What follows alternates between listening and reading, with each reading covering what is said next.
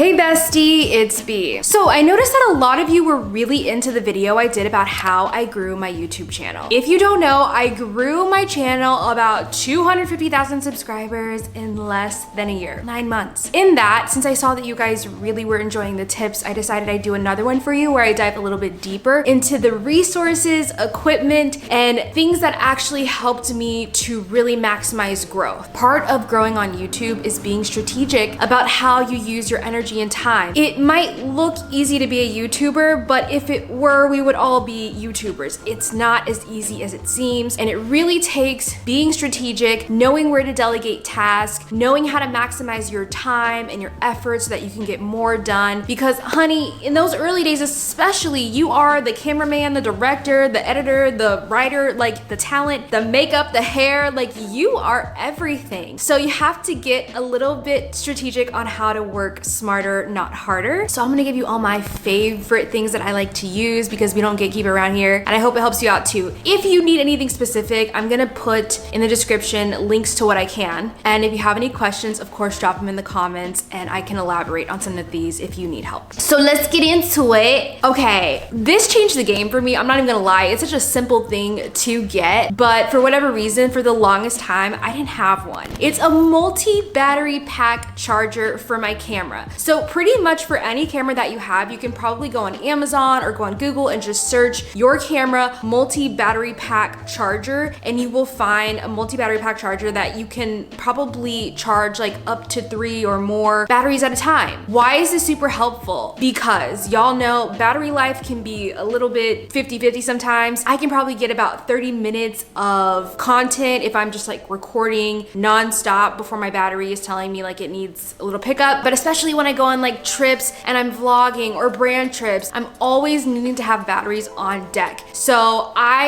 have bought like several spare batteries. That's another thing you should do. You can literally go on Amazon and look for spare batteries for your specific camera. It might be like a weird off-brand, but most of the time I've had good experiences. And that way you always have the ability to have a spare with you and then have the other ones charging, or however you want to make that work. But that has changed the game for me because there's nothing worse than being in the middle of a good video and then your camera dying. We've all been there, we've all felt it, and it's just the worst feeling because you're like, man, I was in my rhythm, I was in my groove, and then all of a sudden you gotta stop, and it's just hard to get back into the swing of things sometimes when you really were trying to get a video done. So don't do that to yourself. Get some extra batteries and get a multi-pack charger. It will make everything so much easier for you, I promise. So everyone's always asking me, Bria, what camera do you use? What camera do you use? I am a Sony girl, you guys. I use the Sony ZV-1. I use that for my vlogs as well. This camera that you're looking at me on right now, that is the camera I use. A lot of people use this camera. The reason that I really love it is because it has a microphone port, and there are some vlog cameras in the past that did not have this, and I think it just took my sound quality to the next level, personally. I've had other vlog cameras that don't have microphone ports, and my issues with that were you could hear like the motor inside the camera. Also, the quality was just bad. So while we're on the topic of cameras, I will say, you know, the microphone part was really important for me. Once I heard my videos with a microphone, I was like, this is now a non-negotiable. I will always have this. It really enhances your video quality in the smallest way, but it makes such a difference. I actually have an attachment that I got also on Amazon that you can just plug right into your camera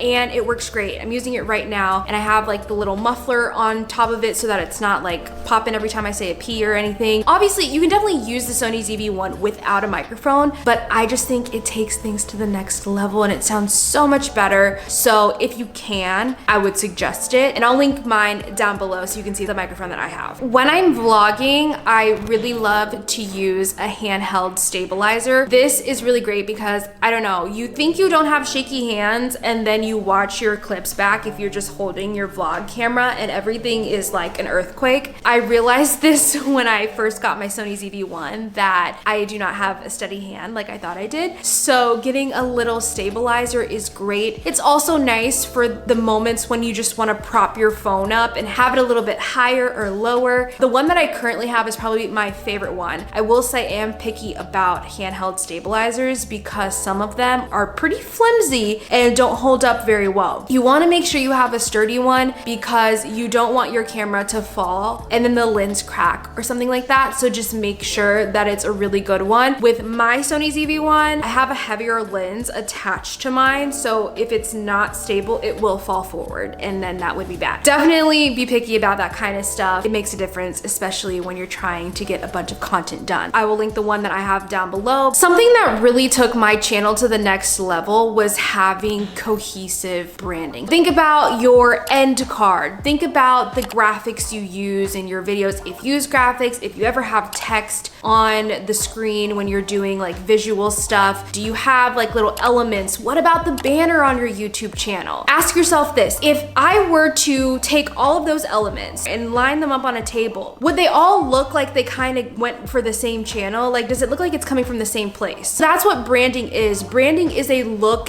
and feel. The colors, the fonts, the elements, the images, everything that makes your brand. It makes you, you. Think of like the biggest brands out there, like Walmart, McDonald's. They all have the certain font. They only use certain colors. You kind of have to make a branding template for yourself. You don't have to hire someone to do this. You can absolutely do it yourself. But what I would recommend is narrowing it down to like a color palette that you like. You can literally go on Pinterest and search different color palettes and then see what you like, what catches your eye, and make that your thing, and only use those colors when it comes to fonts, graphics, and illustrations. The reason branding is important is because it gives your audience a way to associate you with something. With the overload of content creators and influencers and branding in general, you will stand out a lot more when you have a more distinct image and branding about yourself. Now, you can hire a graphic designer or someone who can create branding for you. For example, with my podcast, I hired a graphic designer who came up with the branding. So they presented me with what's called a brand book, and it had the colors for my podcast, it had the fonts that we would use, it even has rules for like how we use the fonts and how we combine them. All of this is super helpful in giving you a clear, distinct image to your audience. Whether you realize it or not, like standing out in that way helps remember you more. So try it out. It will definitely take your channel to the next level. And like I said, you don't have to hire someone. You can go on Pinterest or you can look into working with a graphic designer. Having a posting schedule. So I think when it comes to being a legit YouTuber, part of that is being incredibly consistent, which, you know, that's like the basic rule, but having a schedule. So why is this important? Because your audience needs to know when and where they can find you. If you're posting on whatever day, it's gonna be really hard for people to keep up with you and just know where to find you. For me, my posting day is Saturdays. Everyone knows I'm here on Saturday, new video goes up. And if you don't get on YouTube on Saturday, you know, even on Monday, oh, she posted on Saturday. So have a consistent day so people just know like, oh, she's a weekly girl, or this person posts Monday, Wednesday, Friday. Like whatever your schedule is, stick to it. Part of maximizing your growth is having like some type of consistency with your audience so they know what to expect from you. Let's talk editing software. To be transparent, when I was editing my YouTube videos, I was a Final Cut girly. When AJ came in and he started to help me out with editing, he was working on Premiere Pro. I prefer Final Cut because that's what I've known since I was 15 years old and I could do it in my sleep. But the reason I wanted one of us to know Premiere is so we could have a little versatility within our editing skills. Both, in my opinion, are great. I grew up a Final Cut girly, but Premiere, I think it has a lot more features and is definitely more user-friendly when it comes to like how to do things. I just think you get a little more out of Premiere. Now that said, with editing, there's really no right way to do it. You can make amazing videos on both of them. It's really just whatever you jive with better. And like I said, like AJ would prefer Premiere, I would prefer Final Cut. So it's really up to you, but that's what we use. When I first got started, I was using iMovie, which there is nothing wrong with iMovie, but it is very like beginner user friendly. If you're wanting to do a little bit more intermediate advanced things, you're gonna wanna look into either Final Cut or Premiere. Well, on the topic of editing, I hired editors. There came a point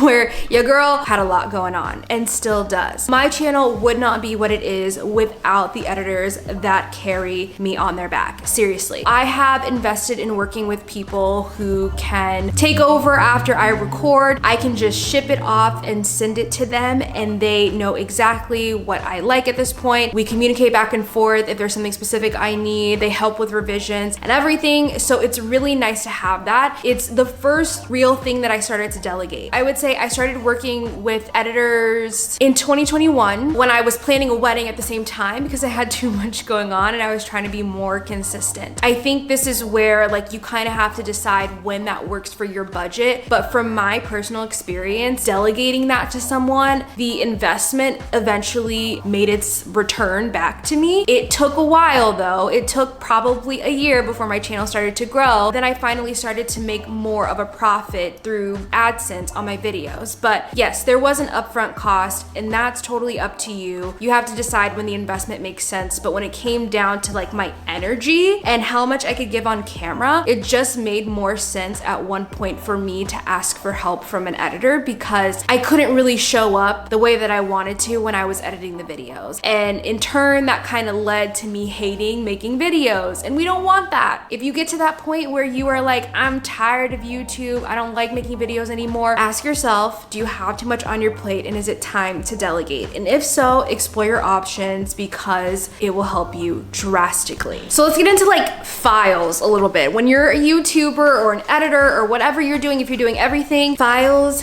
get very big, okay? So one thing that is gonna really help you out is if you get an external hard drive. So when it comes to exporting files, when it comes to downloading content and videos, you know, that I'm passing back and forth with editors or whatever, or brands, I do it all via an external hard drive. I have a MacBook Air from 2017, so it's a little bit older in terms of laptops, but when I got it, I wasn't making content, I just kind of got it as a personal computer. It has literally no space on it because it's a MacBook Air, so like if I download one big video, like my computer is frozen, it fries. In order for me to keep my computer functioning, I cannot put big files on it, so I put it all on the external hard drive and it keeps things moving great. But what's also great about an external hard drive is this is a safety net for you to always have access to your files. Should your computer crap out or something, you have an external hard drive. Some of you that might know like a little bit about my story, I was in an arts program. I started working in media when I was 15 years old, making videos, documentaries, short films, all the things. The first thing we learned is to have an external hard drive. I cannot tell you how sad it is to watch someone work so hard on a video or whatever, and then something happens, technology does its thing, and it craps out and you lose everything you worked on. I'm telling you, like there have been tears. And so we kind of learned that in our early days in that arts program that I was in, and it really taught me like, hey, I'm not gonna fuck around and find out. I am going to save my stuff and constantly save. So when you're working on a project, if you don't have like auto save going on, Control S that. Just trust me, Control S every 15-20 minutes, you will be glad you did. External hard drive, you can get them anywhere. I'll link the one I use below, but this is a game changer. Now, when it comes to transferring big files, this one can be a little tricky, but there's a few ways you can do things, but this is my personal favorite. I have an account with WeTransfer, and yes, I do pay for it because some of the files that I have to send are massive sometimes. Going between brands and stuff can be really difficult. So basically how it works is you get an account, you can even have a free version if you want, but you drag all your files over to WeTransfer and then you click get link and it downloads everything, and you can just send the link in an email versus sending a million files that are massive. I don't really like Google Drive because sometimes people get locked out with access things, and even my Google Drive has a limited amount of space. I've just found WeTransfer to be the best for me personally, but both are great. You just have to do what works best with the file sizes that you typically work with. So these are the things that really helped me take my channel to the next level. I think that with these items, I was able to really get the growth that I wanted to. Obviously, my success with my channel did not depend on these things, but I noticed that it was easier for me to make content. I was able to get so much more done and really just enhance the quality of my overall channel. If I had to, you know, give you any advice, I would start here. And obviously some of these are more expensive, so you have to kind of think where you want to invest. But with consistency and showing up on YouTube, it does pay off. And when you can get monetized through AdSense, it's really nice because a lot of the time you can make the money back that you invest into your channel. So keep with it, don't give up, and be patient because it does take time. Let me know in the comments if you have any other questions about what I use when it comes to my channel. And if you use something for your channel that's really helped you, go ahead and drop it in the comments down there. Again, I will link everything that I mentioned for you guys so you can easily see the exact things that I personally have. Thanks again for tuning in. I'll see you next week.